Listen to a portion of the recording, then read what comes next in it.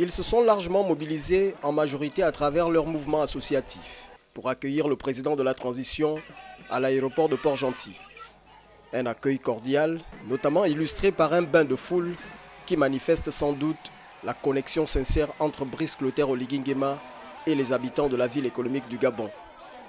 À l'issue de ce protocole d'accueil, le chef de l'État gabonais a effectué le dévoilement officiel de la plaque et de l'image qui rebaptise cet aéroport Joseph Rinjambe Issani, conformément au décret adopté lors du Conseil des ministres du 20 février dernier. Cela avant de donner la possibilité à l'évêque du diocèse de Port-Gentil de réaliser le rite de bénédiction des lieux.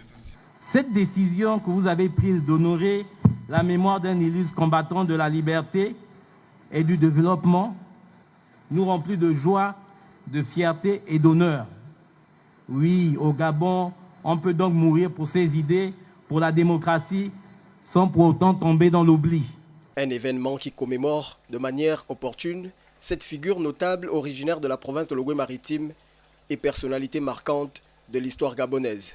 En donnant à l'aéroport international de Port-Gentil le nom de Joseph Rinjambe Issani, nous honorons non seulement la mémoire d'un illustre fils de cette province, mais nous posons également un acte fondateur pour le Gabon nouveau que nous bâtissons.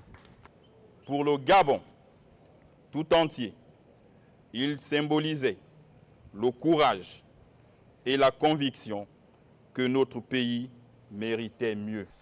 Cette première étape de la visite présidentielle de Brice Clotaire Oligui Nguema dans la province de Logué-Maritime, qui se présente comme un message fort, a été conclue par une autre rencontre dans le district de Mpaga, où le patron du CTRI a souhaité établir un lien avec les habitants de cette localité du département de Benjé.